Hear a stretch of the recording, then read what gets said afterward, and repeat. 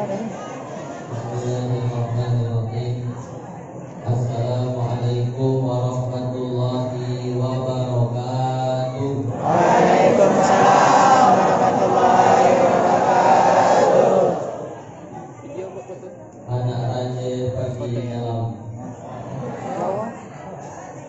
Ketika menyelam menemukan besi. Kalau mendengar Bapak Ibu jawab salam, nampaknya semua sudah dapat nasi. Assalamualaikum warahmatullahi wabarakatuh. Waalaikumsalam warahmatullahi wabarakatuh. Yang jawab salam mudah-mudahan rezekinya makin dilapangkan oleh Allah Subhanahu wa taala. Yang tidak jawab salam mudah-mudahan suaminya kawin lagi. Bapak-bapak, ibu-ibu, apa kabar semuanya sehat? Kita ucapkan alhamdulillahi rabbil alamin. Arsala rasulahu rahmatan lil alamin. Allahumma sholli wa sallim wa barik ala sayyidina wa maulana Muhammadin wa ala alihi wa sahbihi ajma'in, amma ba'du. Lihat jam dulu. Yang kita hormati bersama Bapak Kepala Desa Wajok Hilir, Bapak Abdul Majid ST. Sebut? Oh iya, sarjana hutan. Beserta perangkat desanya yang kita hormati Bapak KUA Kecamatan Jungkat, Bapak Muhammad Wahid, Abdullah Pak SAG, SHI, yang kita hormati Bapak Camat Jungkat atau yang mewakili, yang kita hormati Bapak Kapolsek atau yang mewakili, bapak-bapak, ibu-ibu, hadirin hadirat, kaum muslimin muslimat, hadirin hadirat yang belum kawin atau belum sunat. Mohon maaf tidak bisa disebutkan semuanya, tapi walaupun tidak saya sebutkan, mudah-mudahan kita semua yang hadir ini dimuliakan oleh Allah Subhanahu wa taala. Dan ibu-ibu yang di belakang ini agak jauh, ramai, pakai masker juga, sehingga saya susah bedakan mana nenek-nenek, mana anak gadis. Kalau lihat dari sini nampaknya nenek-nenek semua. Ibu bapak hadirin yang saya hormati, pertama saya harus jelaskan, saya minta maaf karena ceramahnya harus duduk. Kenapa Pak Ustaz duduk? Kalau kami lihat di Facebook, di YouTube ceramahnya itu diri. Ini maulid saya dapat jadwal 70 masjid. Ini tempat yang ke-53. Masjid yang ke-53 masih ada 17 masjid lagi. Tahun lalu saya dapat jadwal 47 masjid Demam. Sekarang 70 masjid.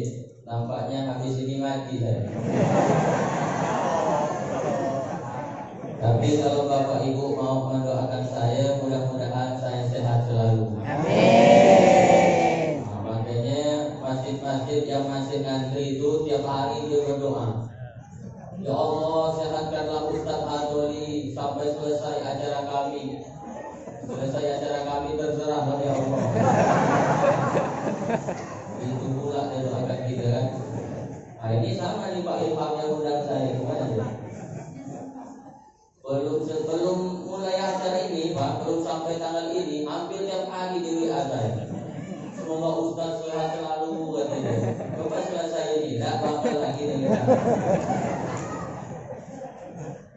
Nah kemudian yang kedua yang ingin saya sampaikan bahwa saya ini tadi ditanya, banyak yang nanya, Ustaz Hatoli asalnya dari mana? Kemudian anaknya berapa? Ada juga yang nanya bini berapa? Daripada banyak nanya, maka saya kenalkanlah diri saya ini walaupun saya udah viral. Perasaan saya.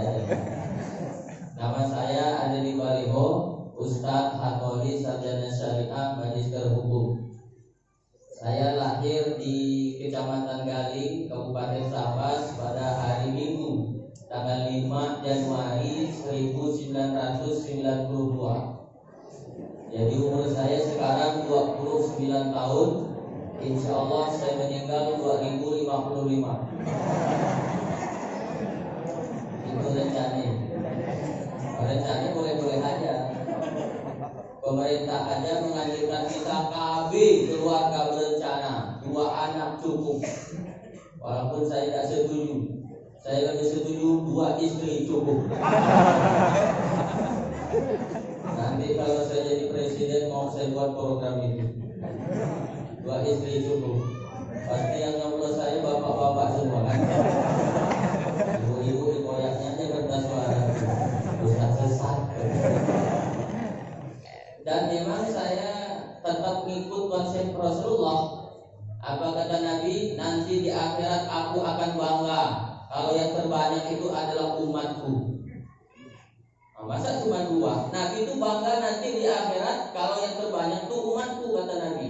Tapi tentu banyak berkualitas. Bukan cuma manang banyak, tapi antu semuanya. Banyak berkualitas. Saya 7 bersaudara, 7 adik-beradik. Dari 7 adik-beradik itu saya lah yang paling ganteng. Masya Allah. Kacau mak saya. Lalu saya sedang menikah. Mudah-mudahan ibu-ibu tidak ada yang kecewa. Anak 1 umur 29 bulan. Dan baru dapat kabar 2 hari yang lalu baru hamil lagi anak kedua. Alhamdulillah. Mohon doanya mudah-mudahan istri saya dan bayinya sehat selalu. Nah, itu yang harus saya sampaikan. Anak 1, saya 7 adik-beradik, tapi istri saya 14 adik-beradik. Masya Allah. Mantap kan? Kenapa? Untung banyak anak itu. Kata orang tua dulu, banyak anak banyak rezeki. Nah, coba kalau cuma anak 2, nanti 1 tersetrum, 1 tenggelam, habis. Kalau 14, 1 tersetrum masih ada 13, 1 tenggelam masih ada 12. Nah, dan yang hebatnya lagi sekarang, karena mertua saya itu anaknya 14, sekarang tiap bulan masing-masing anak ngasih 1 juta. Masya Allah. Berarti sebulan berapa gaji mertua saya? 14 juta. 14 juta. Goyang-goyang kaki aja 14 juta. Kata mertua saya, kalau tahu gini dulu aku tambah lagi anakku. Nah, makanya bapak yang anaknya baru 2 balik dari sini gaskan lagi.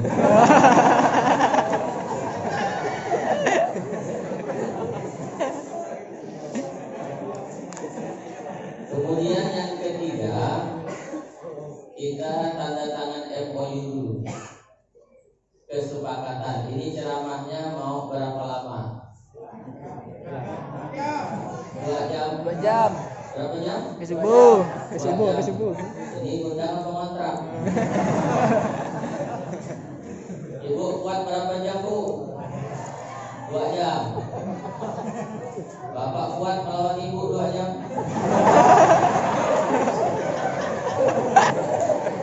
Ceramah untuk benar bukannya. Saya sih ceramah di mana-mana tuh 1 jam sesuai dengan air minum yang disiapkan oleh panitia. Aqua botol 600 ml 60 menit. Tadi saya mulai ceramah tuh jam 8.25. Insya Allah selesai jam 9.25. Setuju semuanya? Setuju. Nah, karena semuanya sudah setuju, mari kita tutup saja ceramahnya. Setuju semuanya. Tapi malam ini saya tidak mau ceramah. Saya tidak nak ceramah. Saya mau cerita-cerita aja. Kenapa Pak Ustadz tidak mau ceramah? Karena pasal mak saya, kalau di depan itu nanti hatoli banyak orang tua, kata dia, kau jangan ceramah.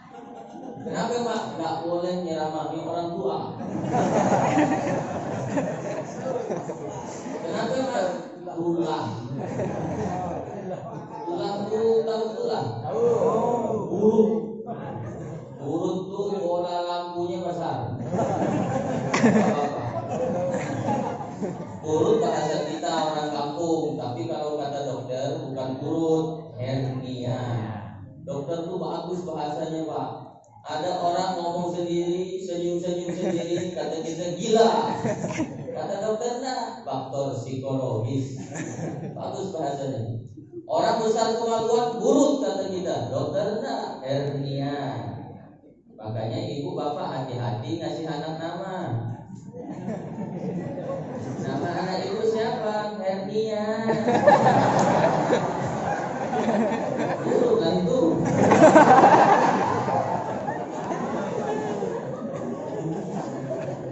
Nanti kan pas dia cek kesehatan ke dokter, tulis namanya, kata dokter, ditulisnya hernia. Dokter langsung dia tak tahu artinya. Makanya nama itu penting, hati-hati. Jangan asal bahasa Arab nanti beri anak nama. Cek dulu artinya. Nama anakmu siapa Pak? Kapiring. Wah, salah. Orang kafir. Nama anak bapak siapa? Kiau. Oh, apa kiau? Jangan salah. Kiau diambil dari bahasa Arab Al-Quran. Mana ayatnya? Malikiyau. Nah, jadi malam hari ini saya mau cerita-cerita saya. Tapi cerita tentang Maulid Nabi Muhammad Sallallahu Alaihi Wasallam. Jadi sebenarnya saya ini cuma cerita aja di depan orang tua saya.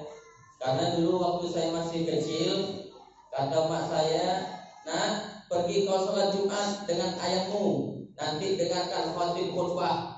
Pulang nanti ke rumah, ceritakan dengan mama apa isi khutbahnya." Nah, jadi ini cuma cerita. Ini boleh ibu praktekkan untuk suaminya di rumah. Bang, pergi sholat Jumat. Nanti pulang ceritakan dengan adik apa isi khutbahnya. Kalau kata dia, nggak tahu aku, berarti tidur. Ya. Cerita pertama. Ini saya pakai bahasa apa ini? Bahasa Indonesia. Campur. Karena katanya di sini ada orang Bugis, ada orang Jawa, Sambasade. Jadi karena banyak di sini pakai bahasa persatuan ya kita, yaitu bahasa Indonesia. Walaupun campur-campur lah. Nah, cerita pertama, ada seorang paman Nabi. Paman itu bahasa Sambasnya Pak Tua. Pak Tua. Kalau bahasa Indonesia tua itu Arab. Berarti Pak Arab. Nabi punya paman namanya Abdul Uzza. Siapa namanya Pak? Abdul Uzza. Siapa namanya Pak? Abdul Uzza. Yang terdengar ujung-ujungnya. Siapa namanya? Abdul Uzza. Abdul Uzza. Kenal dengan Abdul Uzza? Nah, Abdul Uzza itu nama panggilannya Abu Lahab. Kalau Abu Lahab banyak kita yang kenal. Ternyata di kampung-kampung, di masyarakat kita ini lebih kenal dengan orang nama panggilan daripada nama asli. Makanya nanti kalau mau kenalan dengan orang, jangan tanya satu nama, tapi tanyalah juga nama panggilan. Nama bapak siapa? Nur Julianto. Panggilannya Juli. Umpamanya. Terus ada singgung bapak. Kan cuma contoh. Saya berharap siapapun yang dengar ceramah saya ini jangan ada yang tersinggung. Karena pengalaman di beberapa tempat ada orang tersinggung dengan ceramah saya, 2 hari setelah itu mati. Bukan ceramah saya, baru mengajarnya dan sampai. Nah, siapa lagi nama bapak? Nama bapak siapa? Nama saya Muhammad Wahid. Panggilannya Rasol. Rasol itu bawa langit. Itu contohnya Pak. Tersinggung juga. Nah, jadi ternyata Abu Lahab itu nama panggilan dan kita kenal semuanya. Nah, lalu Abu Lahab ini punya seorang budak. Budak itu, tahu bapak itu budak? Budak. Pernah nonton film Piramli yang judulnya Tiga Abdul? Yang dijualnya ayam mertuanya itu? Nah, ayam demaran lah, katanya. Kalau ayam demaran, ayam tak akan dijual. Oh tidak, seronok, katanya. Begitu ayam mertuanya marah, dijual, dibeli oleh orang. Nah, itulah dia namanya budak. Abu Lahab punya seorang budak namanya Suwaibah. Siapa namanya, Bu? Suwaibah. Cara menyebutkannya TS. Suwaibah, alif, ba, ta, sa. Letakkan ujung lidah di belakang gigi. Sa. Kata nenek, aku balik dulu Pak Ustaz. Kenapa? Gigiku ketinggalan. Suwaibah. Kata Abu Lahab, Suwaibah, ya bos, come here. Bahasa sama tuh. Kalau terjemahannya situ dulu. Sini bentar. Kenapa Tuan Abu Lahab? Tolong kau jaga adik iparku Siti Aminah itu yang sedang hamil tua. Nanti kalau sudah lahir anaknya, cepat-cepat kau kasih tahu saya.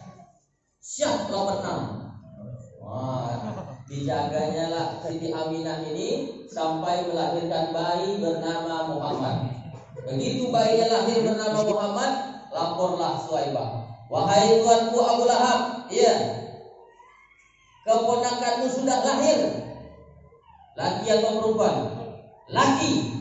Aku senang, aku gembira, aku bahagia. Suwaibah, karena aku senang, aku bahagia. Mulai hari ini kau sebagai budak ku bebaskan. Pergilah Suwaibah, kau sudah merdeka. Abu Lahab senang dengan maulid Nabi, memerdekakan seorang budak. Tapi seorang budak harganya paling murah 50 juta. Paling murah itu berapa juta? 50 juta. Berarti Abu Lahab menyambut maulid Nabi sudah nyumbang 50 juta. Sekarang saya mau tanya Pak Kades, peringatan maulid malam hari ini ada tak yang udah nyumbang 50 juta? Ada tak? Tidak ada. Kalah sama Abu Lahab.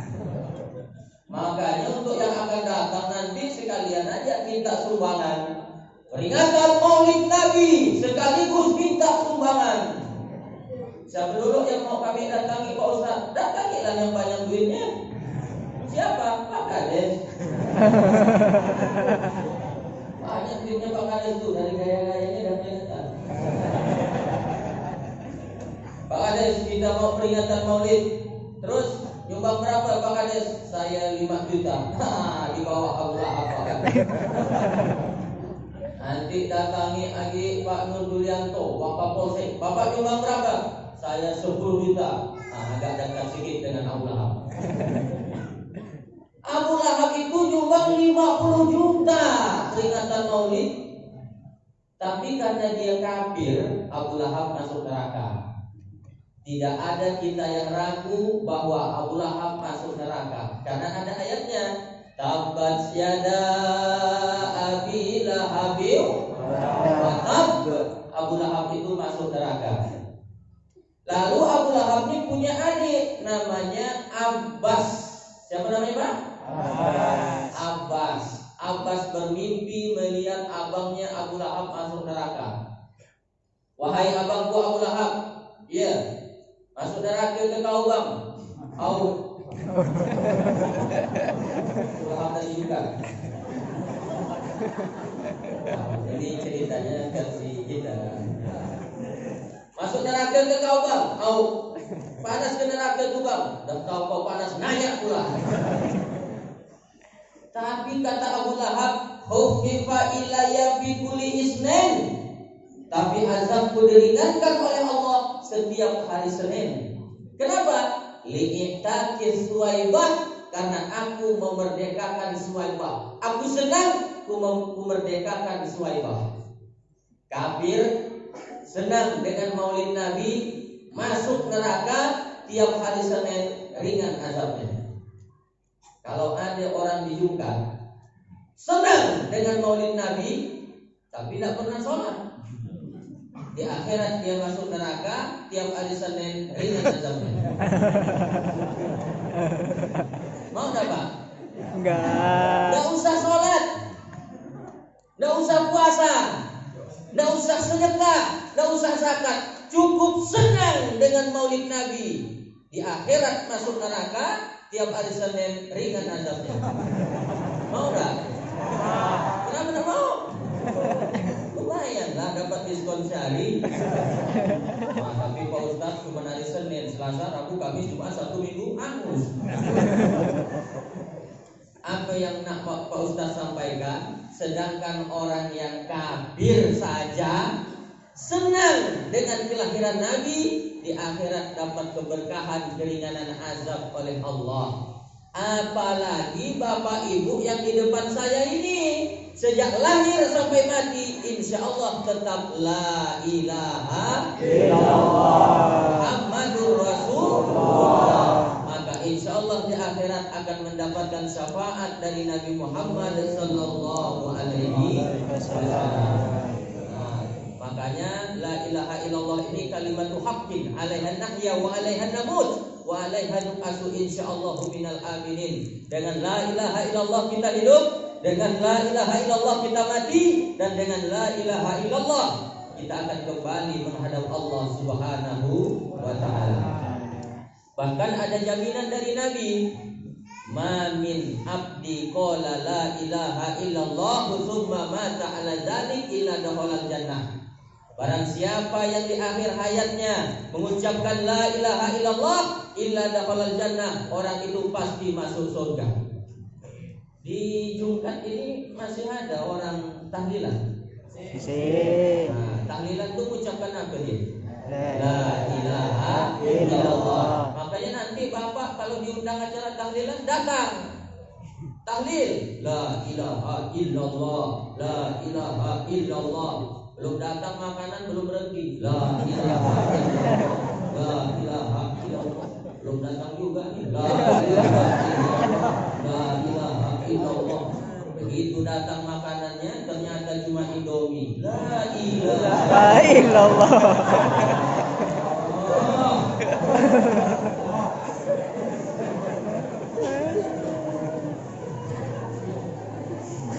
Itu ciri orang yang kurang ikhlas awalnya. Ada orang di kampung saya itu tidak pernah sholat dia. Saya tanya, Pak, kenapa Bapak tidak pernah sholat? Ah, nanti mati udah ada yang nahlil kan Pak Ustaz. Dia berharap dengan tahlilan orang. Saya bilang jangan terlalu berharap dengan tahlilan orang. Kenapa? Belum tentu orang yang ikhlas, orang yang tahlil itu ikhlas melakukannya. Banyak juga yang tahlil itu cuma mau pergi makan. Betul? Oh, banyak orang ini sih.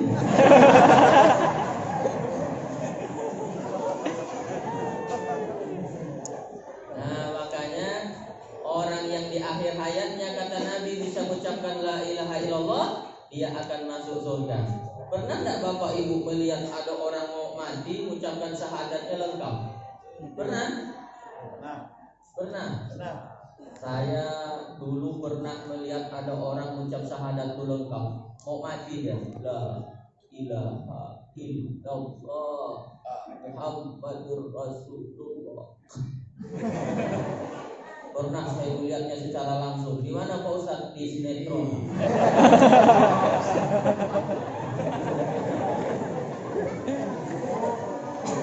Aslinya payah. Jangankan orang yang tidak sholat, orang yang sholat saja belum tentu di akhir hayatnya bisa mengucapkan itu. Tergantung kebiasaan. Orang akan dimatikan sesuai dengan kebiasaannya. Ini saya mau cerita di kampung saya. Ada masjid, di samping masjid itu ada warung. Nah, di warung itu dia main catur ya kerjanya. Azan berkumandang di masjid, dia tak ke masjid. Ini saya cerita di kampung saya, Pak. Di kampung saya. Di kampung saya. Di kampung siapa, Pak? Saya.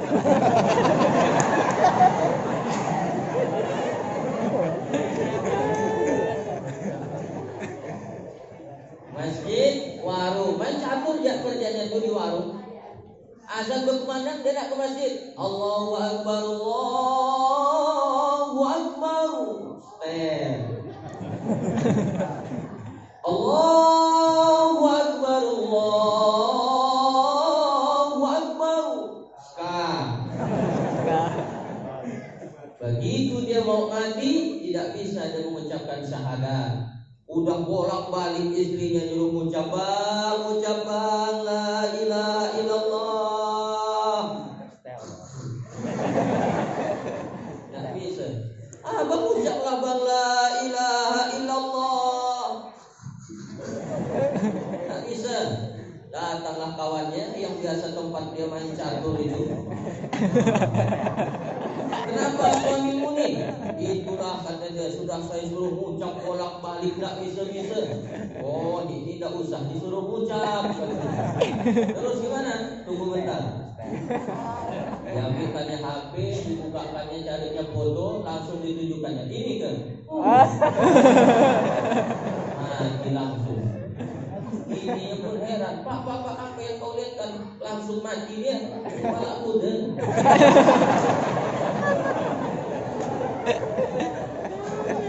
Apa artinya? Orang akan dimatikan sesuai dengan kebiasaannya. Kalau kebiasaannya baik, insya Allah akan dimatikan dalam keadaan baik. Kalau kebiasaannya buruk pun akan dimatikan dalam keadaan buruk. Ibu yang rajin baca Quran, insya Allah matinya sedang mengaji. Bapak yang rajin ke masjid, insya Allah matinya di masjid. Amin. Ibu yang suka ngomongin orang, yang suka ngomongin orang, ibu apa bapak? Ibu. Bapaknya dibukan ini yang suka ngomongkan orang tuh bapak-bapak. Ibu-ibu sih jarang ketinggalan. Kalau kebiasaannya suka bergosip, matinya sedang bergosip. Bu, tahu tak bu? Aku ada cerita bagus, kita kan sudah lama tak ketemu ya bu. Oh iya, aku ada cerita bagus nih bu. Udah 4 bulan kita tak ketemu. Apa ceritanya? Ibu tahu tak itu Pak Kades kita sejak rajin keluar kota. Oh istrinya sekarang keluar rumah itu udah pakai celana gitu. Umpamanya Pak Kades nanti sibuk juga ya. Insya Allah tuh matinya dalam keadaan sedang bergosip. Makanya biasakanlah yang baik supaya mati kita tuh nanti husnul khotimah. Dan di akhir hayat kita berdoa kita semuanya, mudah-mudahan ketika ajal kita datang kita bisa mengucapkan la ilaha illallah. Makanya nanti Pak, Bu, kalau ada tetangga sakaratul maut itu dibisikkan ke telinganya, la ilaha illallah. Saya udah kasih tahu anak saya, nak, kalau nanti kau lihat ayah sudah sakaratul maut, bisikan ke telinga ayah. Apa tuh ya? La ilaha illallah. Anak saya tidak ada Pak Ustaz. Kasih tahu Pak istrinya. Saya sebulan setelah nikah langsung saya kasih tahu istri saya, Dek, kalau kau lihat nanti abang udah sakaratul maut, bisikan ke telinga abang. Apa tuh bang? La ilaha illallah. Sekarang bang, nanti. Aja jadi mati bang. Nah, inilah kisah pertama. Kita harus senang dengan Maulid Nabi Muhammad Sallallahu Alaihi Wasallam. Makanya saya heran zaman sekarang ini ada orang yang tidak suka dengan peringatan Maulid. Ada tuh yang baru belajar agama lewat YouTube, baru sebulan, kata dia peringatan Maulid ini bid'ah, sesat, masuk neraka semuanya. Bayangkan kalau peringatan Maulid ini dibilang bid'ah, dianggap bid'ah, berarti semua kita yang hadir di sini masuk neraka semuanya. Yang paling dulu masuk neraka Pak Kades. Disusul wakil camat, terus wakil polsek. Yang paling panas nerakanya yang ceramah. Tak semudah itu mengatakan orang sesat bid'ah masuk neraka. Tapi kan sahabat Nabi tidak ada mengerjakannya. Betul, setuju saya.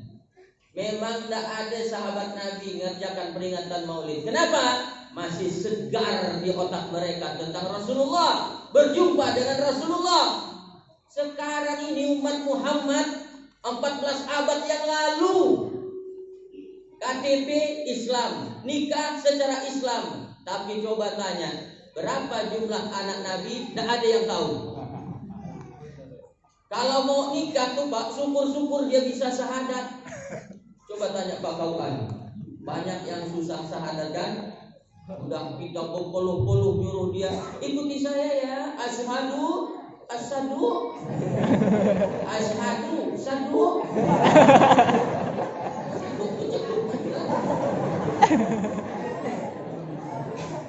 Umat Nabi Muhammad itu. Nah, jadi kita ini peringatan Maulid bukan mau bid'ah. Ini hanya sarana, ini hanya alat untuk mengumpulkan orang ramai. Karena mengumpulkan orang ramai itu kan susah, Pak. Kalau Bapak tidak percaya, tanya sama caleg yang gagal. Kalau ada orang ini. Susah mengumpulkan orang ramai itu. Udah dikasih kain sarung, udah diberi baju kaos, nah juga datang. Nah, tapi di sini ada enggak bagi-bagi baju kaos? Ada bagi-bagi kain sarung? Ada bagi-bagi jilbab? Enggak ada. Insya Allah yang datang ke sini semuanya niatnya lillahi ta'ala. Bahwa ada yang dapat makanan itu memang panitia menyiapkan. Nah, karena saya kalau ceramah enggak ada makannya enggak semangat saya. Itu ceramah berapi-api, maklum kelaparan. Nah, ini dah ada makanannya, alhamdulillah. Saya ceramah nih bebas Bapak Ibu. Bapak Ibu boleh sambil makan, boleh. Silakan makan. Boleh sambil minum. Bahkan kalau ngantuk boleh sambil tidur. Yang ngantuk tidurlah, tidur. Pelan-pelan saya balik. Ya, udah tidur semua kan. Masa saya ceramah di atas berapi-api, jadi bawah berair-air.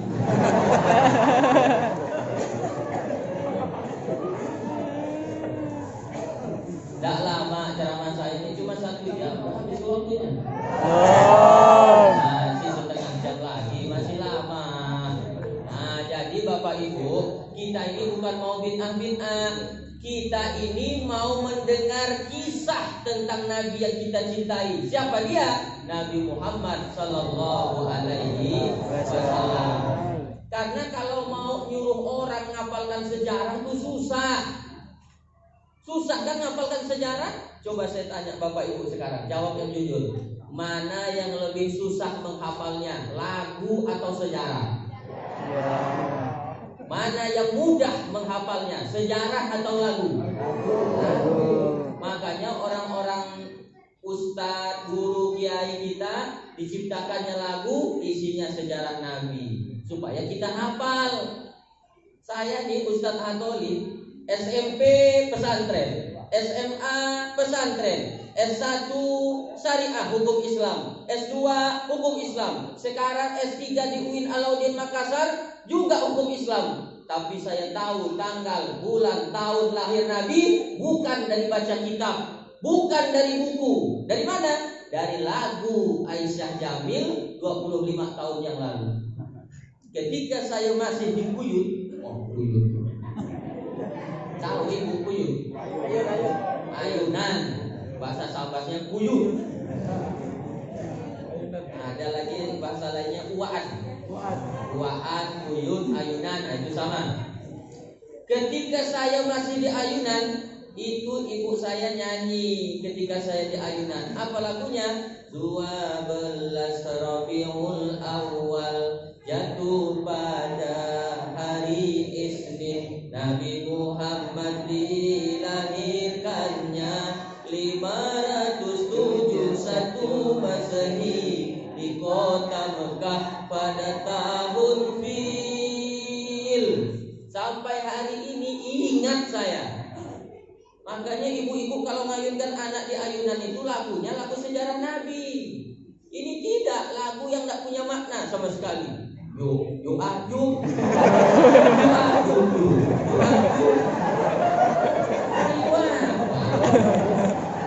Ayo apa? Ayo apa? Ayo beli kambing, ayo. Apa manfaatnya lagu-lagu begitu? Ada lagi yang lebih parah. Nyanyikan anak di ayunan, lagunya ngajak berzina. Apa itu Pak Ustaz? Kita satu malam.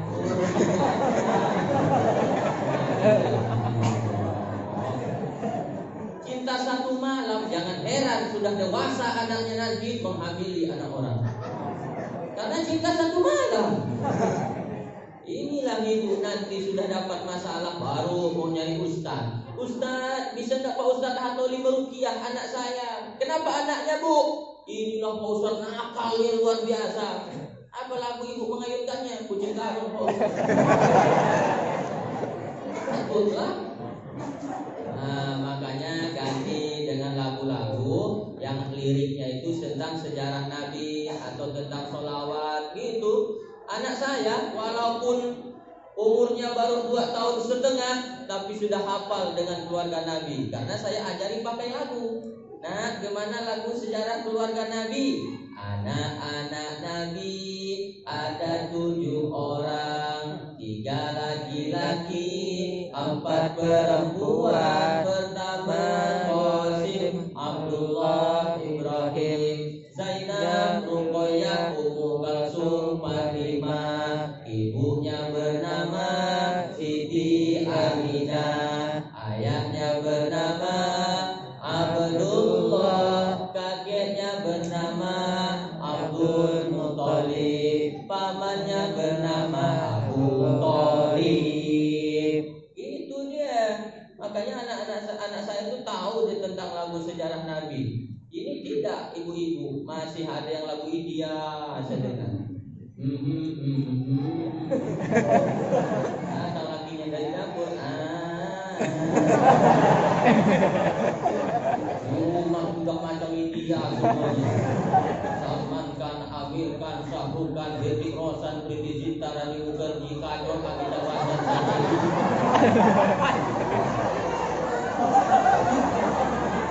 Itu contoh aja. Bukan saya suka lagu India.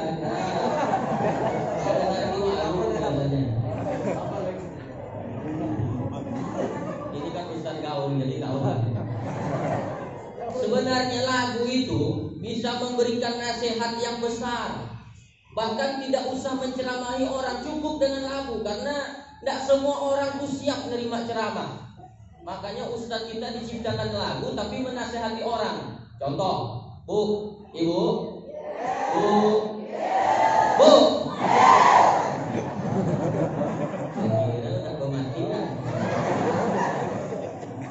Ada enggak suaminya yang enggak sholat di rumah?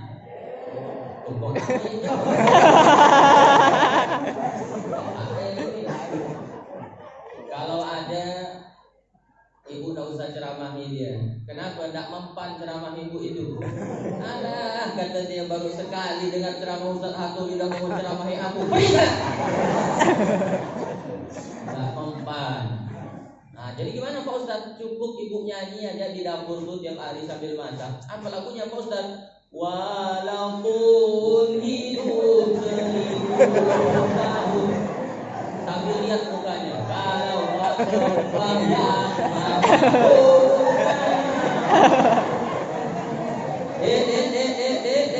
kau nyinggung aku ya?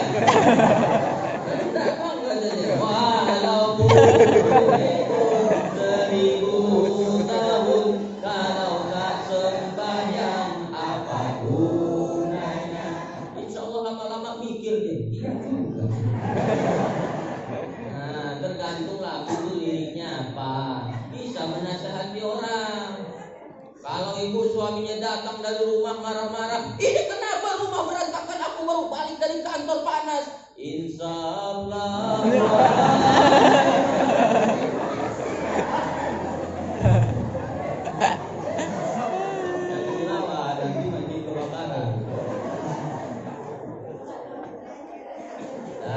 Nah, jadi kembali ke cerita Maulid ini, kita Kita bukan mau bid'ah-bid'ah, bukan.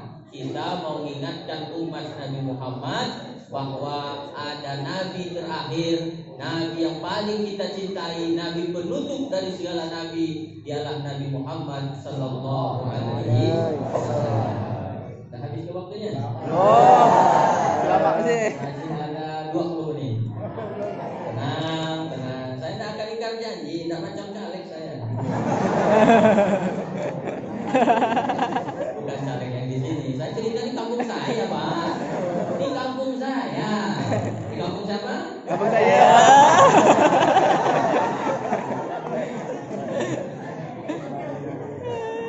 Nah, sekarang masuk cerita yang ke 3. tiga. 2 dulu. Oh, cepat aja. Nampaknya udah bosan ya, Pak. Saya haus nih. Boleh saya minum dulu sebentar? Boleh. Jangan kemana-mana, saya akan kembali setelah lewat yang satu ini. Jadi Pak ya.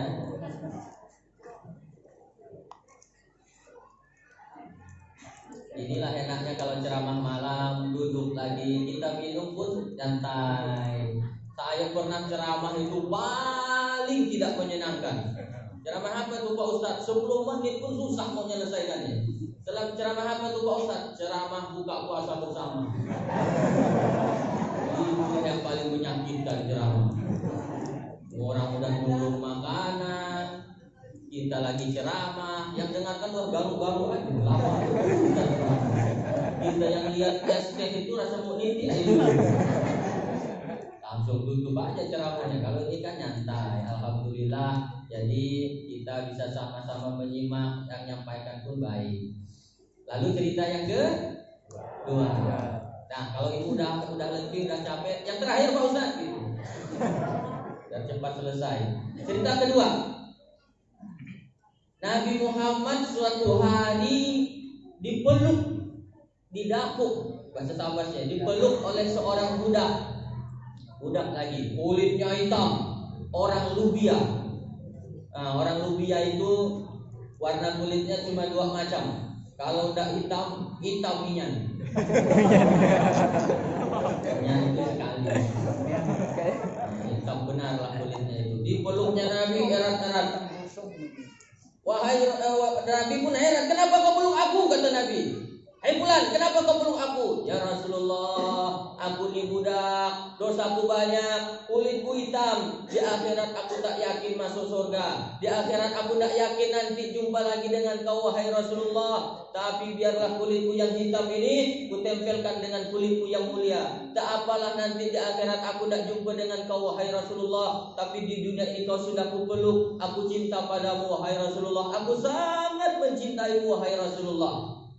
Oh gitu, iya wahai Rasulullah. Lalu Nabi pun tersenyum dan bersabda, Almar'u ma'aman ahab. Kau akan bersama orang yang kau cintai di akhirat nanti.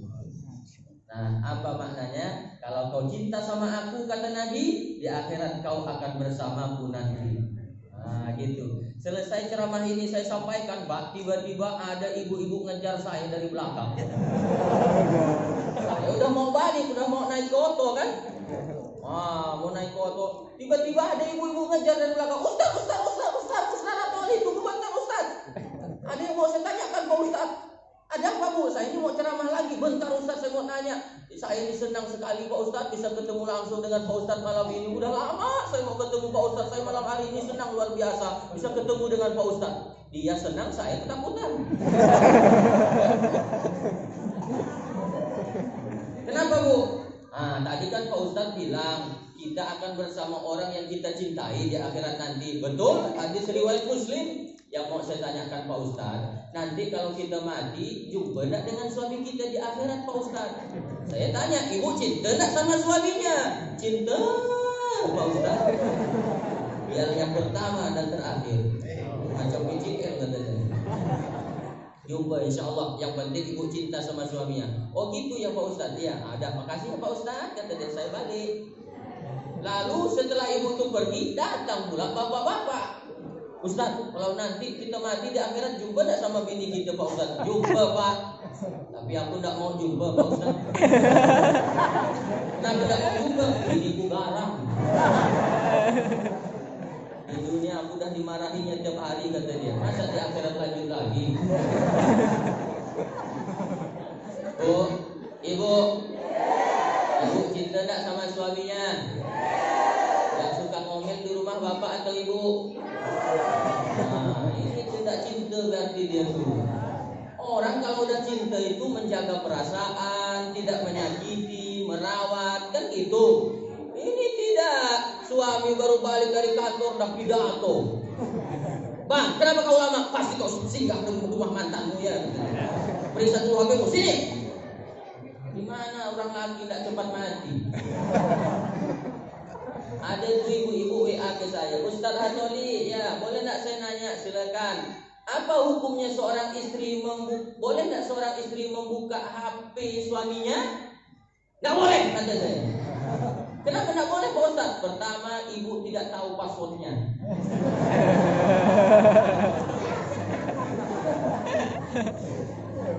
Iya juga ya Pak Ustaz, kata dia. Waktu dia tidur udah saya coba 10 jari, tidak ada yang cocok. Rupanya passwordnya jempol kaki. Itu perlu dicurigai. Yang kedua Pak Ustaz, yang kedua memangnya kalau ibu tahu suaminya selingkuh, ibu mau apa? Lebih baik ibu ambil air wudhu, hamparkan sajadah, sholat 2 rakaat, minta tolong sama Allah. Ya Allah, suamiku itu milikmu, engkau yang menguasai hatinya. Tidak mungkin aku suami istrinya menjaganya 24 jam. Selamatkanlah, lindungilah lakiku ya Allah dari perempuan-perempuan yang nakal. Itu harusnya, insya Allah terjaga suaminya. Ya Bu ya? Bu, ya Bu ya? Suami yang istri yang solehah itu kata Nabi, kalau suaminya datang dari kerja, pertanyaan pertama, abang mau minum apa bang? Bukan abang dari mana bang? Saya nih kalau balik dari ceramah atau balik dari kerja di kantor, buka pintu, assalamualaikum, waalaikumsalam, salaman, cium tangan, cipika, cipiki. Itu dia Pak. Ini Bapak cipika lah. Bapak buka-buka kan asisten.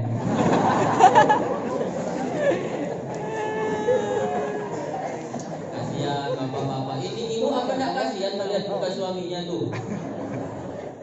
Udahlah di kantor dimarahi sama atasan, di jalan dirazia polisi, nyampe di rumah dimarahi lebih. Akhirnya suami kena penyakit S3. Pertama stres, kedua stroke, langsung stop. Siti Aisyah radhiyallahu anha kalau melihat Rasulullah datang dari kerja, langsung dibukakan pintu, disiapkan air minumnya. Gitu, saya juga gitu. Saya praktekkan sunnah Rasulullah. Masuk, salaman, cipika-cipiki, silakan duduk bang. Panas bang, hidupkan kipas. Abang mau minum apa bang? Minum teh atau minum kopi? Minum teh. Teh manis ke teh tawar bang? Teh manis. Yang hangat atau yang sejuk bang? Yang sesendok atau 2 sendok gulanya bang? Air putih, air putih. Kebanyakan pertanyaannya. Gitu dia. Kalau Rasulullah, wah Pak Ustaz Atoli romantis itu karena dia masih muda. Rasulullah itu yang 63 tahun dia rumah tangganya itu tetap romantis. Kenapa? Rasulullah itu tahu bahwa di rumah itu tumpukan pahala. Minta maaf yang muda-muda ini yang belum kawin, kasihan sudah. Ya Allah. Pokoknya bayangkan aja dulu lah. Bu, ibu kalau mau tahu tempat ibadah yang paling banyak pahalanya itu di rumah. Contohnya Pak Ustadz, nih contohnya. Seorang istri yang mencium tangan suami itu pahalanya sama seperti mencium Hajar Aswad. Batu hitam yang ada di Ka'bah gugur 10 dosa. Sekali cium tangan suami sama dengan mencium Hajar Aswad, batu hitam yang ada di Ka'bah, gugur 10 dosa. Apalagi kalau memang kulit lakinya itu hitam. Mantap. Abang, boleh nggak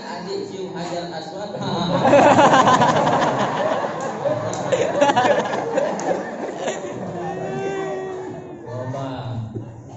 Ya makanya kalau mau itu disambut langsung tangan suaminya kalau dia mau salaman. Nah ini bapak gitu juga. Mencium kening istri pak, nih kening istri dicium itu bernilai sedekah. Makanya kalau bapak tidak punya duit mau sedekah cium aja bininya.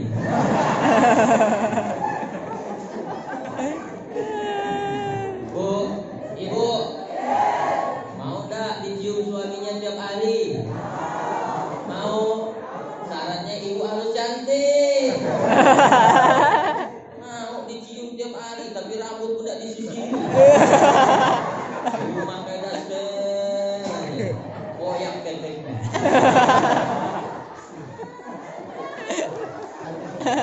Kalau kita tanya dia kenapa pakai daster terus, rasa selesa kepala kau. Nah, ini mau muntah lihat nih. Pak, bapak, pak, mau enggak istrinya cantik tiap hari? Modali, kasih duit, betul bu? Bapaknya hasrat terbenam. Kasihlah modal, belikan bedaknya, kemudian belikan macam-macam make upnya, belikan. Jangan cuma disuruh cantik. Tapi sekarang di masyarakat ini banyak ibu-ibu tuh pandai nyari duit. Betul bu? Coba itu adalah ibu-ibu perempuan yang pandai nyari duit itu. Dimanapun suami nyimpan duit tahu dia nyari.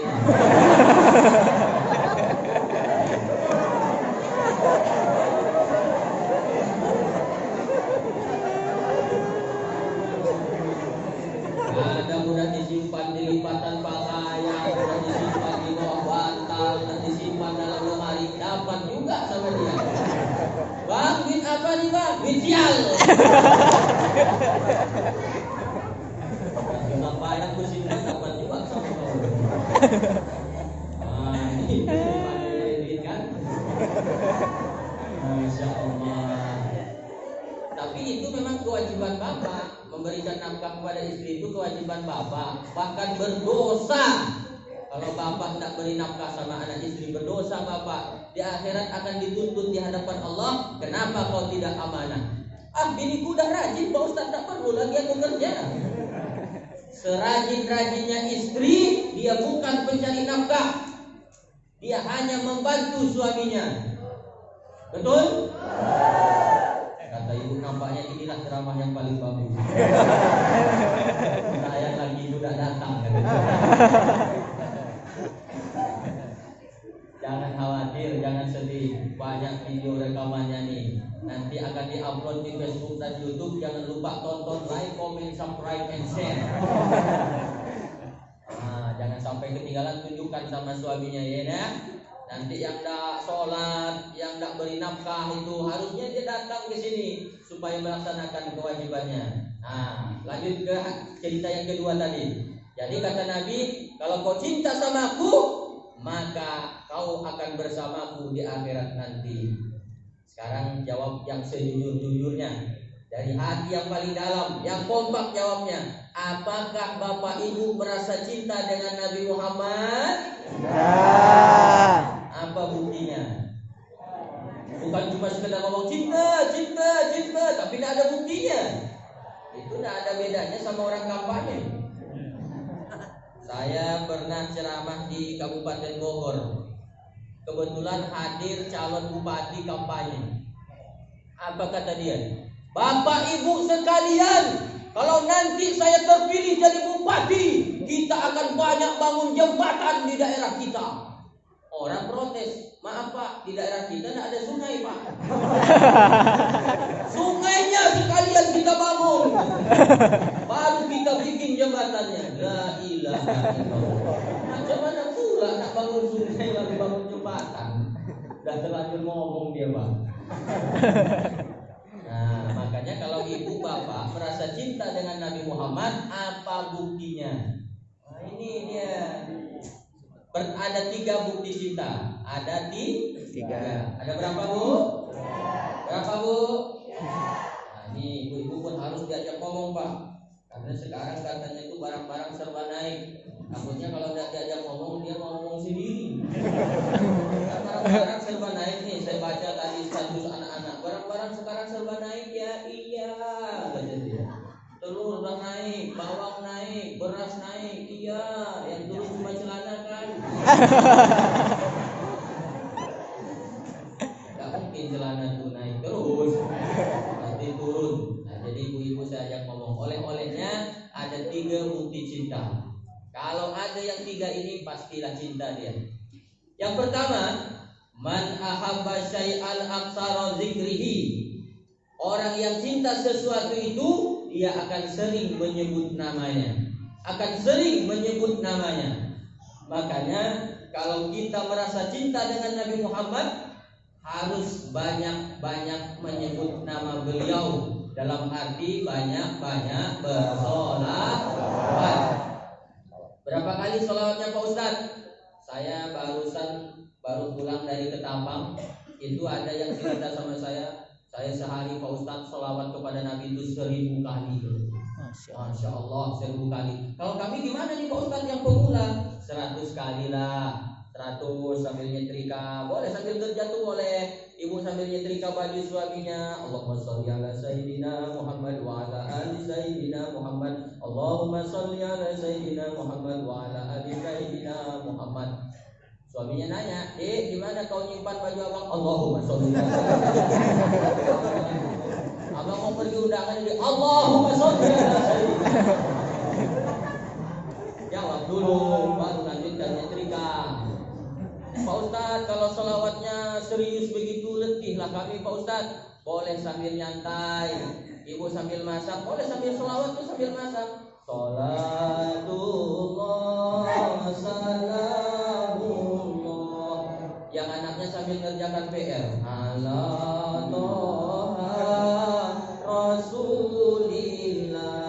Yang suaminya lagi nebas rumput di halaman. Sholatullah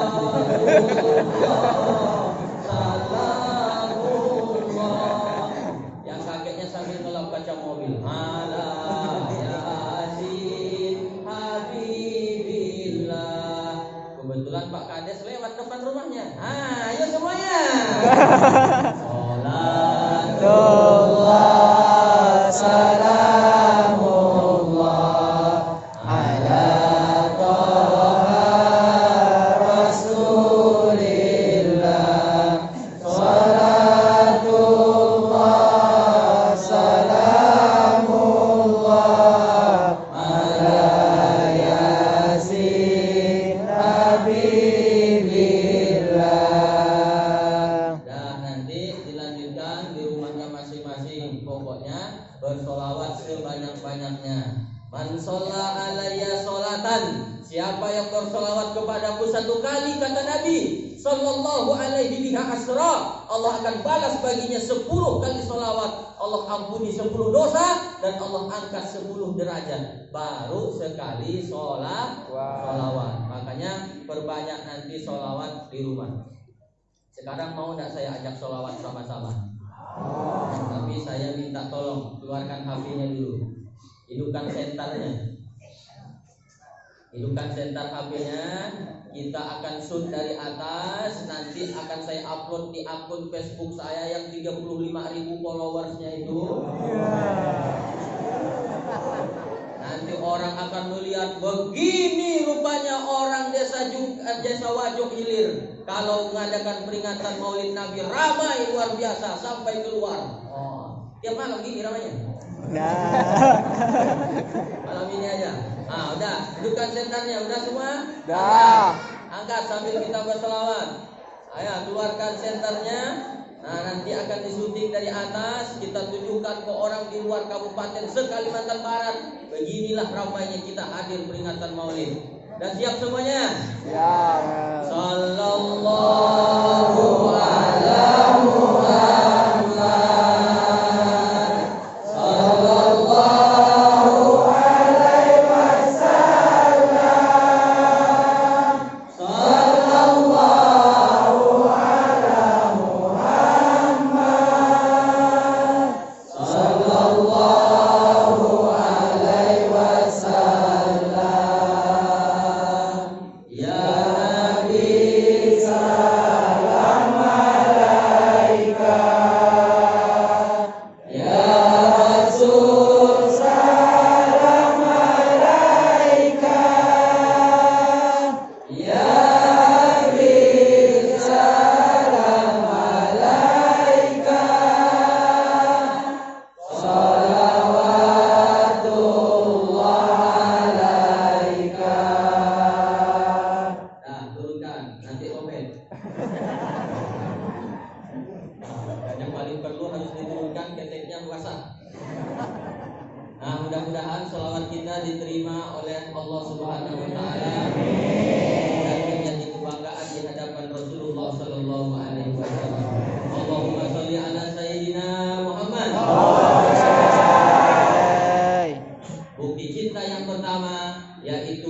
dia mau sering suka bersolawat kepada Nabi Muhammad Sallallahu Alaihi Wasallam.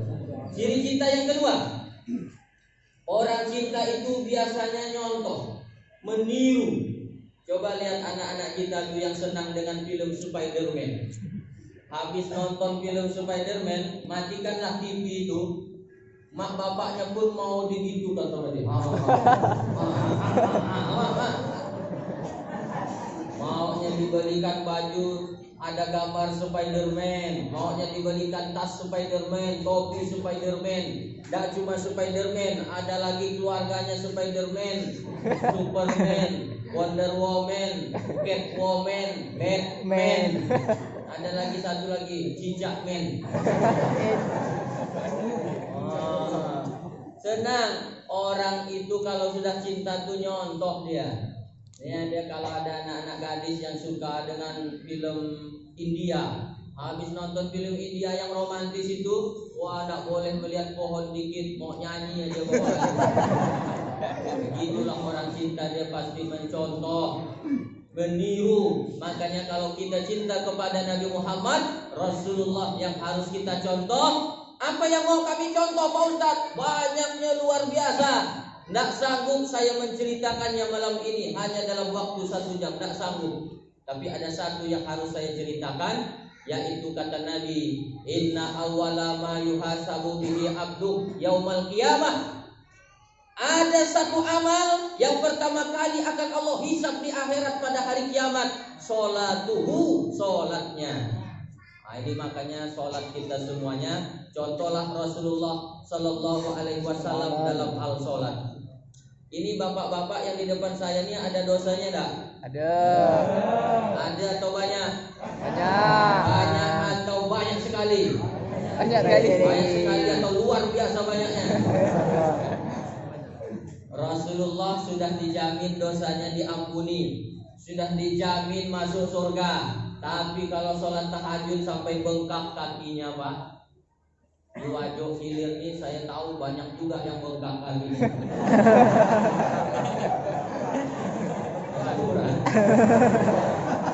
Dia masih lah urusan. Nah, Rasulullah itu kalau udah tahajud bengkak kakinya, ditegur oleh istrinya Siti Aisyah, Bang, iya sayang, abang kalau sholat jangan gitu-gitu amat sih. Si abang aja nggak begitu. Abang kan udah dijamin masuk surga, iya. Udah dijamin dosanya diampuni, iya. Biasa aja sholatnya. Apa kata Nabi? Ya Humairah. Nabi manggil dirinya ya Humairah. Wahai yang pipinya putih kemerah-merahan. Karena pipinya putih, kalau kena sinar matahari agak kemerah-merahan. Datang bapak nanya, Ustaz, boleh nggak saya panggil istri saya ya Humairah? Boleh, Pak. Tapi dia hitam, Pak Ustaz. Nah, apa? Menyenangkan hati istri kan berpahala. Jangan mentang-mentang istri kulitnya hitam manggilnya ya Hajar Aswad. Mana katanya? Bila perlu Pak tanya istri itu, Dek, kau paling senang abang panggil apa? Tanya gitu dia. Abang, adik maunya abang panggil bebek. Panggil dia bebek. Gitu. Rasulullah bersabda, Ya Humairah, apalah uhibbu an akuna abdan syakura. Wahai yang pipinya putih kemerah-merahan, apa saya tidak senang kalau saya oleh Allah dikasih gelar abdan syakura, hamba yang pandai bersyukur, makin diampuni, makin banyak sujud saya. Oh, kalau kita yang dapat jaminan ampun, bubar sembahyang. Yang tidak ada jaminan ampun aja banyak yang tidak sembahyang. Betul? Betul. Kenapa betul? Salah itu Pak Ustaz. Kami udah ramai nih sholat berjamaah di masjid. Ini belum ramai. Ini belum ada apa-apanya dibandingkan dengan yang di kafe itu. Ini kalah. Makanya jangan bangga dulu. Banyak lagi di sana. Kenapa anak muda tidak mau ke masjid? Banyak faktor. Faktornya saya udah pernah tanya, Bang, kenapa tidak mau berjamaah di masjid macam Rasulullah? Ah Pak Ustadz, saya tidak mau berjamaah ke masjid. Kenapa? Imamnya macam itu. Nah, imamnya disalahkan. Kenapa imamnya? Pokoknya saya tidak suka imamnya itu. Kenapa dia? Kalau dia imam lebih banyak batuknya dari ayatnya. Oh, jadi saya berkesimpulan bahwa tidak semua orang yang tidak ke masjid itu bukan karena tidak mau ke masjid, tapi karena faktor imam. Imam ini pun satu hal juga. Sudah tahu umur 85, gigi tinggal satu, dan satu goyang. Bacaan tidak fasih, masih mau imam. Lambat pula tuh. Malam minggu lagi. Aduh. Anak muda ini kan mau cepat. Kalau udah tua itu, gimana kami mau jadi makmumnya Pak Ustaz? Tidak betah, lambat, baca Fatihah lambat.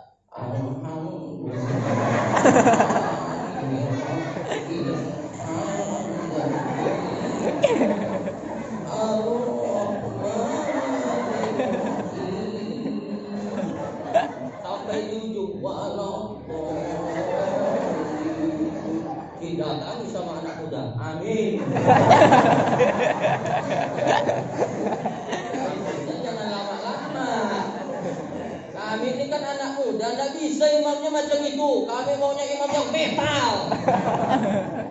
Alhamdulillahi Rabbil Alamin, Ar-Rahmanir Rahim, Maliki Yaumiddin. Itu kan ini. Subhanallah, katanya kami jadi khawatir ini selesai tidak sholat. Makanya di masjid apa ini? Diaul Iman. Makanya kalau di masjid Diaul Iman, kalau ada anak muda di masjid ini Pak, macam kori kita ini bagus kan bacaannya, banyak hafalannya, fasih bacaannya, itu yang layak jadi imam. Ya tapi kan dia belum nikah Pak Ustaz. Kata siapa syarat imam harus nikah? Coba buka kitab Al-Fiqhul Islami wa Adillatuhu, ditulis oleh Syekh Wahbah Al-Zuhaili. Apa kata dia? Urutan jadi imam ada 14 syaratnya. Pertama, a'lamuhum. Yang pertama pemimpin, itu dia yang paling layak jadi imam. Kalau desa Wajo Hilir, yang paling layak berhak jadi imam Pak Kades. Pak Kades bisa imam. Tapi kata Pak Kades, saya keluar kota. Nah, kalau Pak Kades tidak ada, masuk level yang kedua urutannya, imam rotib, imam tetap yang dipilih hasil musyawarah. Itu dia. Yang ketiga, absohuhum fasih bacaannya. Itu dia. Nikah itu nomor 14. Terakhir. Kalau udah tidak ada sama sekali yang fasih yang banyak hafalannya, barulah yang nikah ini. Nah, jadi pokoknya tidak boleh, dia kan belum nikah. Pak Haji, dia memang belum nikah, tapi di kepalanya 30 juz. Kau udah 4 kali nikah, kul huwallahu udah apa?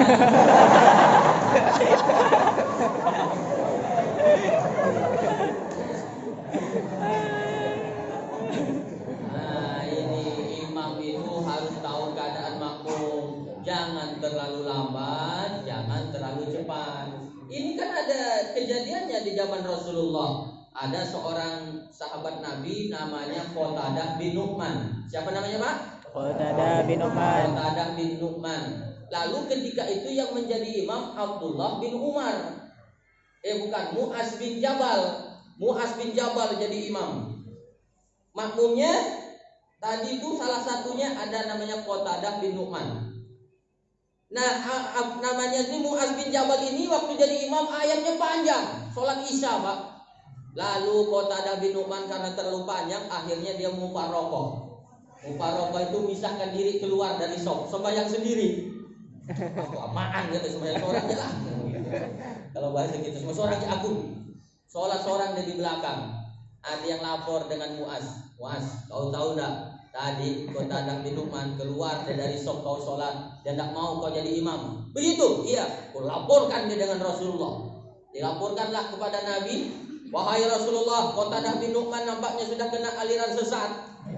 Kenapa dia? Saya waktu jadi imam dia keluar tidak mau bermakmum. Panggil Qatadah. Panggillah Qatadah. Qatadah, benarkah yang dikatakan oleh Mu'az ini? Wahai Rasulullah, memang benar. Kenapa kau lakukan itu? Wahai Rasulullah, aku ini petani. Dari pagi sampai sore aku bekerja di sawah. Aku letih luar biasa, ngantuk mataku, wahai Rasulullah. Yang ini Mu'az ini baca ayatnya terlalu panjang. Aku tidak sanggup. Aku akhirnya sholat sendiri di belakang. Kira-kira Pak, siapa yang dimarahi oleh Nabi?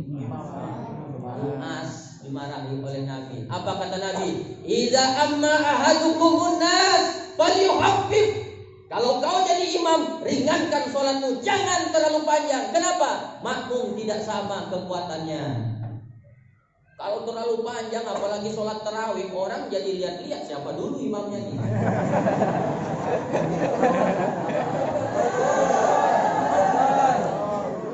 Begitu dilihat yang imam ternyata nih Pak Kades, ada kita kemasukan aja. Baru rakaat pertama selesai Fatihah kan udah surat Yasin dibaca. Waladdallin, amin. Bismillahirrahmanirrahim. Yasin. Kata makmum, oh Yasin dulu kita.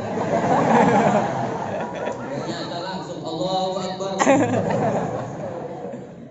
Jangan juga terlalu lambat, jangan juga terlalu cepat. Nanti lihat siapa imamnya malam hari ini. Wah, yang imam malam hari ini nampaknya Pak ini nih Pak KUA kata dia.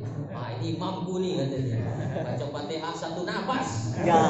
Bismillahirrahmanirrahim. Alhamdulillahirabbil alamin arrahmanir rahim maliki yaumiddin iyyaka na'budu wa iyyaka nasta'in ihdinas siratal mustaqim siratal ladzina an'amta 'alaihim ghairil maghdubi 'alaihim waladdallin. Amin. Bismillahirrahmanirrahim. Qul huwallahu ahad. Allahu akbar. Jangan terlalu cepat, jangan juga terlalu lambat, yang sedang-sedang saja. Dan usahakan, karena kita nih umat akhir zaman nih maunya kan yang pendek-pendek. Nah, gitu, lihat juga keadaan makmumnya seperti apa. Lihat keadaan makmum. Kalau banyak makmumnya nih tua-tua, surahnya pendek-pendek, karena ada yang gemetar berdiri udah mulai.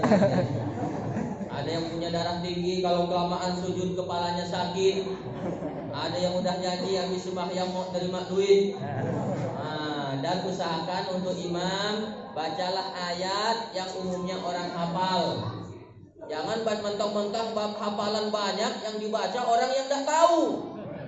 Nanti pas salah baca tidak ada yang membetulkan dari belakang. Karena merasa hafal Quran, waladdallin, amin. Dibacalah surah yang orang tidak ada yang hafal. Bismillahirrahmanirrahim. Kafha ya ain sad.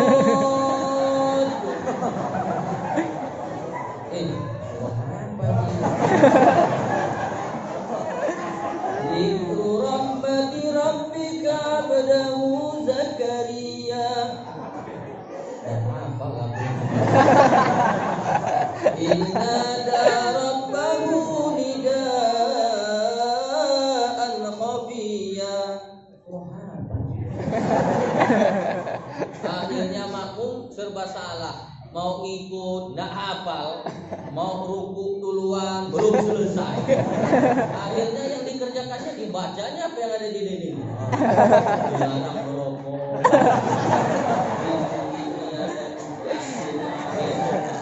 Nanti selesai juga imam dulu. Ini mengganggu. Jadi bacalah yang umumnya orang hafal. Karena kalau pertama, kalau salah ada yang mengingatkan. Yang kedua, orang yang mengikuti jadi tenang karena sama-sama hafal. Coba lihat anak-anak kalau imamnya baca qul huwallah, dia ikut di belakang tuh. Qul huwallahu ahad. Dia di belakang qul huwallahu ahad. Gitu. Nah, inilah pentingnya kita bijak menjadi imam. Dah habis waktunya. Apa pula kita lewat. Belum. Dan 10 menit itu Pak lewatnya. Bonus. Bonus. Paskan.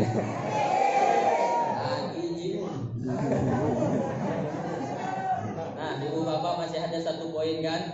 Nah, contohlah Rasulullah dalam hal sholat berjamaah. Nah, ini supaya tidak terjadi macam-macam di masjid, kita harus bijaksana.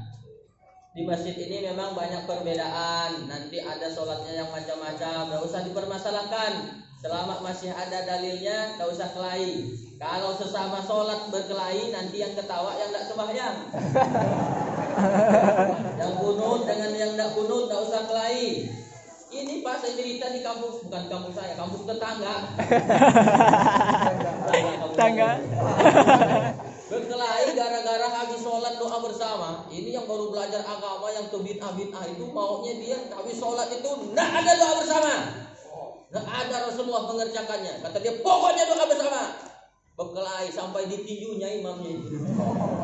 Innalillahi wa inna ilaihi rajiun. Akhirnya didengar sama anak-anak yang di warung itu, anak-anak muda yang tidak sholat. Kenapa ribut di masjid katanya? Berkelahi gara-gara doa bersama atau tidak doa bersama. Sembahyang pun berkelahi, kata berkelahi. Untung kita tidak sembahyang. Untung katanya. Apalagi yang biasanya membuat orang malas ke masjid, muadzin.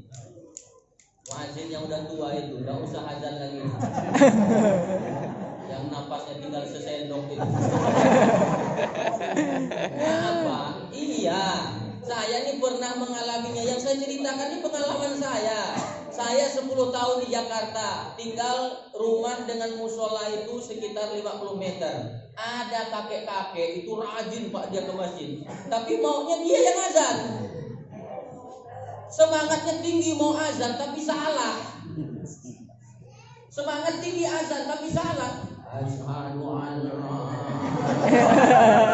ilaha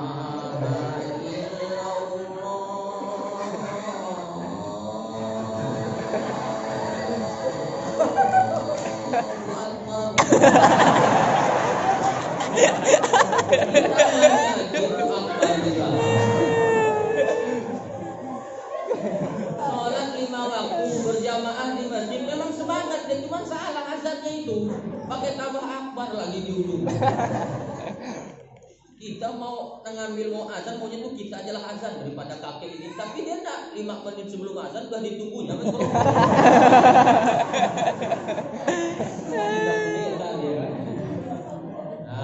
Udahlah, yang udah tua-tua itu yang tidak pasien lagi, maksud saya bacaannya pensiun saja.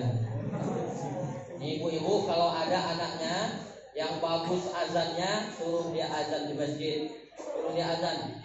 Tapi izin dulu sama Pak Imam. Pak Imam, boleh enggak anak saya aja yang azan? Bisa memang dia azan. Nih, lihat, piagam penghargaan juara 1 lomba azan tingkat kecamatan Jungkat. Oh, bisa, azanlah kata dia. Azanlah dia. Allahu Akbar, Allahu Akbar. Oh, kata.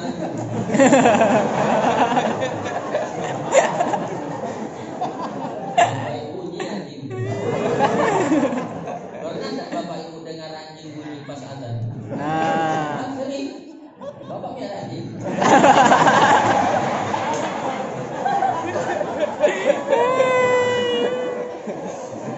Jangan melihara anjing. Untuk orang Islam jangan melihara anjing. Kenapa Pak Ustadz? Ada 2 kerugiannya. Pertama orang yang melihara anjing tidak masuk malaikat ke dalam rumahnya. Nah, tapi yang tidak masuk hanya malaikat rahmat. Malaikat maut masuk.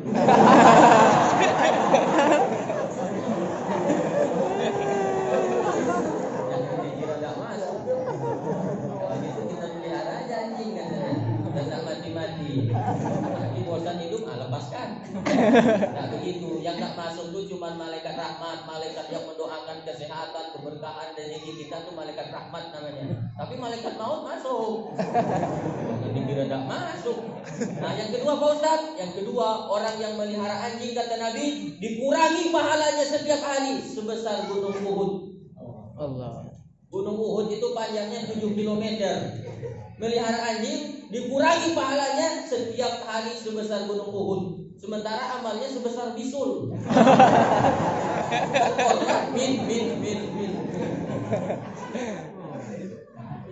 Nah, ada yang WA ke saya dari Kecamatan Tebas. Ustaz Hatoli, boleh saya nanya? Silakan. Kenapa ya di kampung saya tuh kalau ada orang azan anjing tuh nangis katanya. Mana ada anjing nangis? Itu dia bunyi apa dia nyaut panggilan azan? Bukan juga.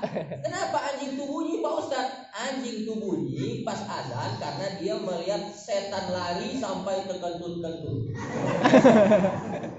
Emang itu hadisnya menjelaskan, hadis riwayat Bukhari nomor hadisnya 608.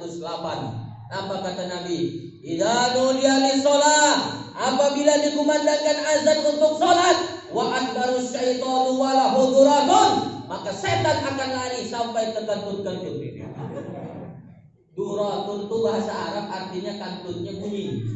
Kalau kentutnya senyap tidak bunyi, bahasa Arabnya fusaun. Nah, lain bahasa Arabnya.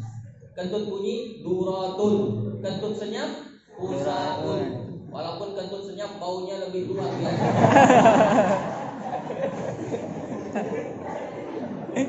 Nah, jadi anjing itu bisa melihat setan. Begitu setan lari sampai terkentut-kentut, anjing itu bunyi. Oh, jadi anjing itu bisa melihat setan, Pak Ustadz? Bisa. Aku maulah Pak Ustadz melihat setan pakai mata anjing. Nah, jadi kalau sudah azan berkumandang, setan akan lari sejauh-jauhnya sampai tidak lagi kedengaran suara azan. Tapi kalau yang azannya nyaring, ini kalau yang azan aki-aki, gigi tinggal satu, udah satu golek-golek. Azan,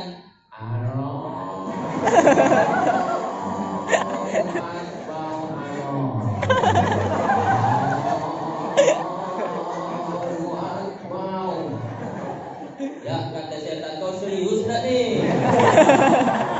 Kalau serius aku mau lari. Cuma burung-burung gak usah lah.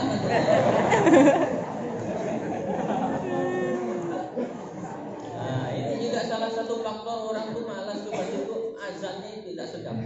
Makanya mulai hari ini cari yang suaranya bagus dan mau dia azan. Itu ibu bapak terakhir, jangan sampai ketinggalan.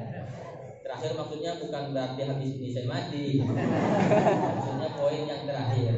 Bukti cinta yang pertama, banyak-banyak bersolawat. Bukti cinta yang kedua, harus mencontoh Rasulullah. Yang ketiga, bukti cinta itu mau berkorban. Orang cinta itu pasti mau berkorban. Bu, ibu? Udah ngantuk ibu? Belum? Mau apa jam 2? Berapa bayarannya? Nggak usah pikirkan bayaran. Saya udah dipesan sama guru saya, Hatoli, nanti kau ceramah dimanapun jangan mikirkan amplop. Oh gitu Kiai? Iya. Kenapa begitu? Amplop biar panitia yang mikirkannya.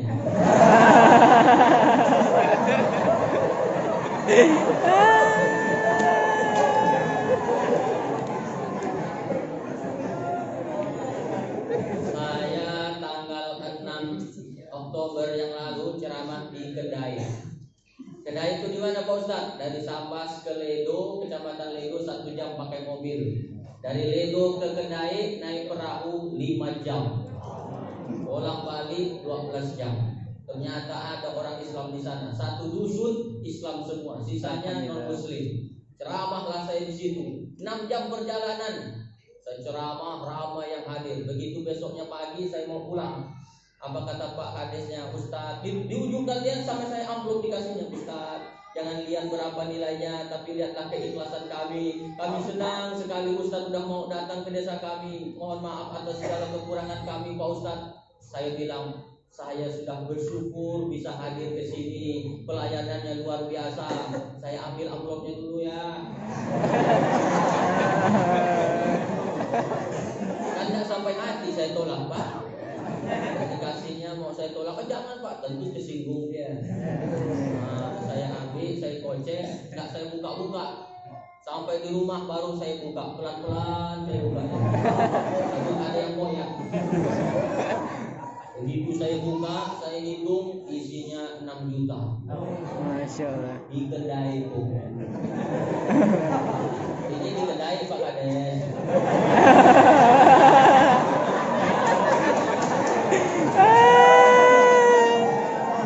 Waduh, ilir nih tipis sama mobil.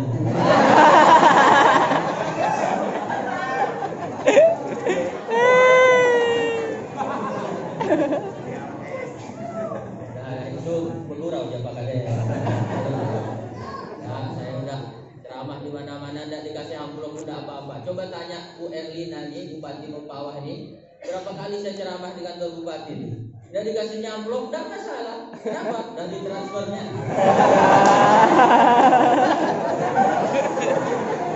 Ini belum ada sama sekali transferannya. Nah, lanjut yang terakhir ya. Nah, yang terakhir itu orang mau berkorban.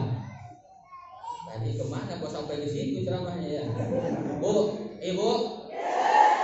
ibu punya anak kan? Waktu ibu baru melahirkan, umur 1 sampai 40 hari, sering tidak bangun malam? Nah, kenapa ibu bangun? Anaknya nangis. Kenapa dia nangis? Mau nenen kan? Mau nenen. Nangis dia tuh. Padahal ibu tuh ngantuk luar biasa. Ngantuk luar biasa. Lagian kalau nyusui anak itu kan harus miring. Tidak bisa telungkup nyusui. Miring, sakit pinggang, bangun malam, ngantuk mata. Kenapa ibu ini mau bangun? Karena cinta kepada anak. Orang kalau udah cinta tuh mau berkorban. Ku korbankan ngantuk, ku korbankan sakit pinggang. Makanya ibu tuh sakit luar biasa jadi seorang istri. Dari mulai hamil, terus melahirkan, menyusui, itu sakit semuanya. Bapak sakitnya di mana? Paling bapak tuh sakit pas istri ngidam. Sakit dia tuh. Kenapa? Karena istrinya tuh maunya makan makanan tuh yang enggak musim. Maunya makan buah, tapi buah yang enggak musim, bingung nyarinya. Sampai-sampai ada tuh kawan saya datang ke saya, Ustaz, ada enggak doa supaya istri berhenti ngidam? Oh, kenapa minta istri berhenti ngidam? Apa ngidamnya? Dia tuh Pak Ustaz baru bisa tidur kalau saya naik ke atas lemari. Jangan mau, kata saya, kau bodoh-bodoh ini. Iya Pak Ustaz, kata dia tuh baru bisa tidur kalau melihat saya ada di atas lemari. Kalau jam 10 dia mau tidur, jam 9:30 saya udah naik. Jangan mau, itu yang ada di kepalanya tuh setan. Harus dirukiah tuh kalau ada mau tidur itu. Tidak semua istri bidang tuh harus dituruti Pak. Kalau udah melanggar syariat tidak boleh. Jangan semua dituruti, nanti mintanya yang macam-macam. Abang, adik ngidam, apa ngidamnya? Mau tidur di kamar tetangga sebelah.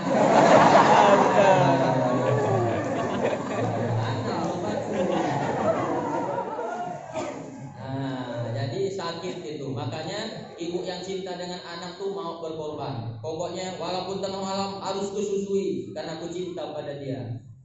Susu ibu kan udah ditakdirkan oleh Allah punya susu yang ada airnya. Kita tidak ada Pak.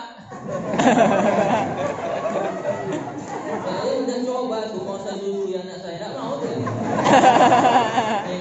Tidak mau. Aku tidak mau, ada airnya. Jangan malas ibu karena menyusui anak itu ibadah. Ibadah walaupun sakit apalagi kalau pas giginya tumbuh, aduh ngeri. Gigi anak udah tumbuh ngeri tuh Pak nyusui anak lagi enak-enak.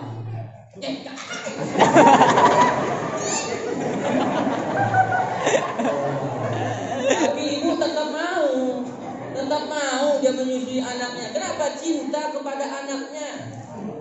Betul? Makanya itulah bukti cinta kepada anak mau berkorban. Jangan malas, apalagi anaknya laki, harus rajin menyusuinya. Karena kata dokter anak laki dan anak perempuan tidak sama masa menyusunya. Anak perempuan paling lama menyusu 2 tahun. Kalau anak laki enggak.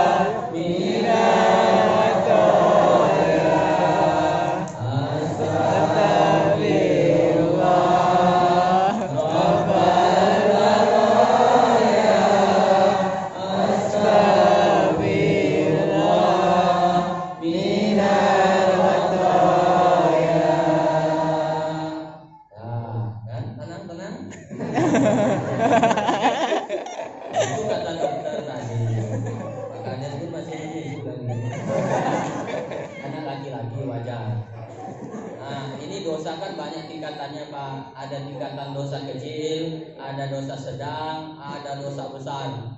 Nah, dosa kecil itu seperti misalkan terlepas ngomong jadi jorok, atau tidak sengaja melihat aurat paha amoy. Amoy. Ya saya ini hampir tiap hari berbuat dosa melihat paha amoy. Kan saya nyupir, tiba-tiba ada amoy di depan. Lah serba salah saya kan. Mau dilihat hilang hafalan Quran saya, mau nunduk nabrak orang. Jadi gimana? Saya lihat sikit-sikit.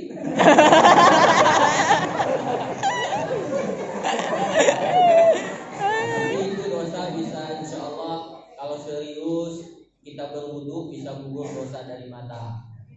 Gitu mulut itu juga. Ada dosa sedang. Dosa sedang itu seperti tukar sendal, pulang dari sholat tukar sendal, dosa sedang. Dosa besar banyaklah, syirik, berjudi, berzina, itu dosa besar.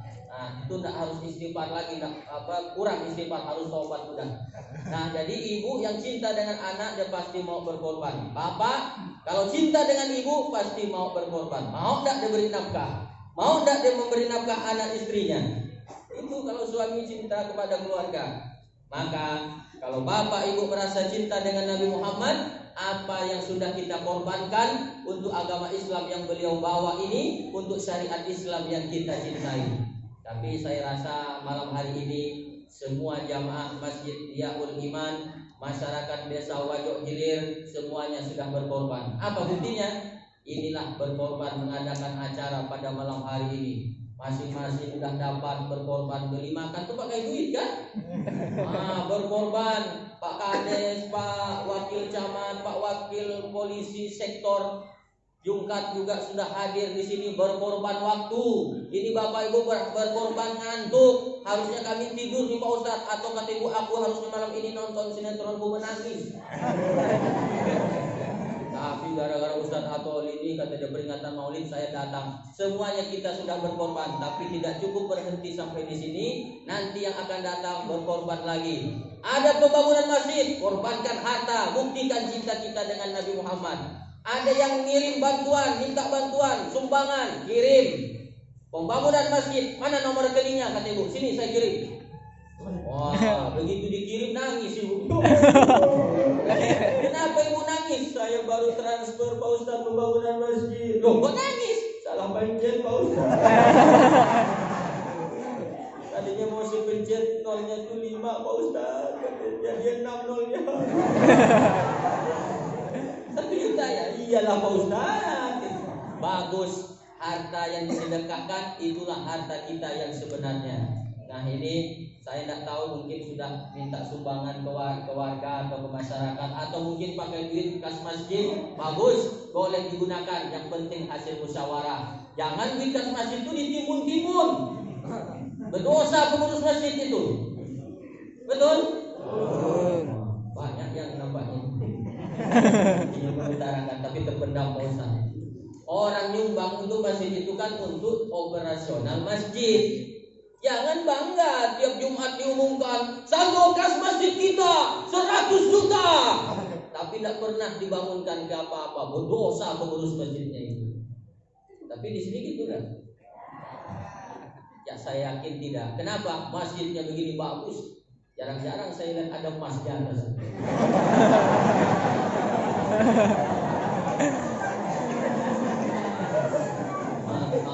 Hasilnya ada cuma 1, 2, 3, 4, 5, 6, 7. Mana lagi?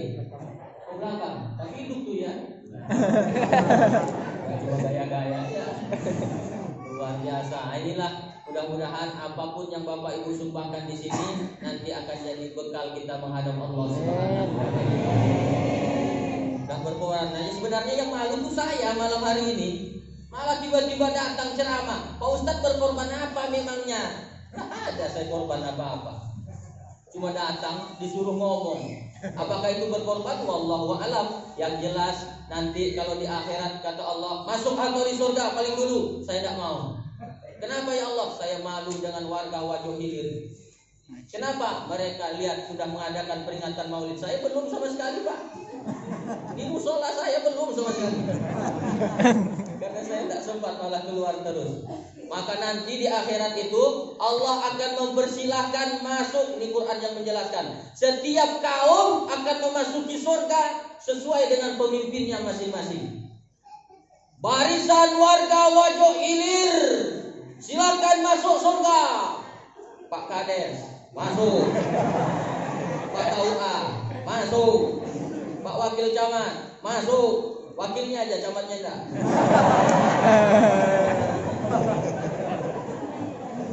Pak Kapolsek, masuk. Saya yang paling akhir. Di stop sama malaikat. Stop. Nampaknya ini bukan warga Wajo Hilir. Kenapa ada di barisan ini? Datanglah Pak Kades menjelaskan, malaikat, dia memang bukan warga Wajo Hilir, tapi dia pernah ceramah di Masjid Yaul Iman Desa Wajo Hilir. Oh begitu, iya. Ustaz Antoni kan? Iya. Masuklah.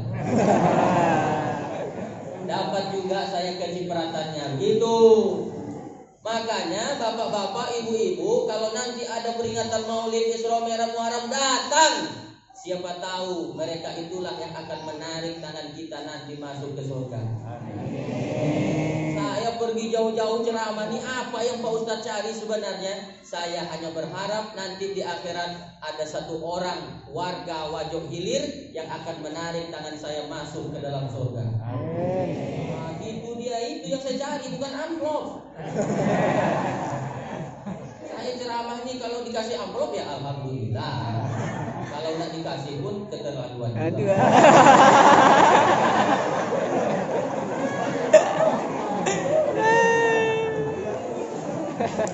Sedangkan datang bukan pakai air, Pak, pakai mobil. Bapak Ibu, itulah yang dapat saya sampaikan pada malam hari ini. Masya Allah. Nanti saya ceramah tadi mulai jam 8.25, sekarang udah jam 10 lewat 2 menit. Nanti berapa tuh? 70, 80, 97 menit. 97 menit saya ceramah. Bentar atau lama nih? Bentar. Bentar kata kau. Itu pakai kursi. Kalau diri udah kemana kaki, kemana tangan, tak sadar lagi. Demikianlah Bapak Ibu yang dapat saya sampaikan. Kesimpulannya Pak Ustaz, kesimpulannya cuma ada 2. Sampai 90 menit begini.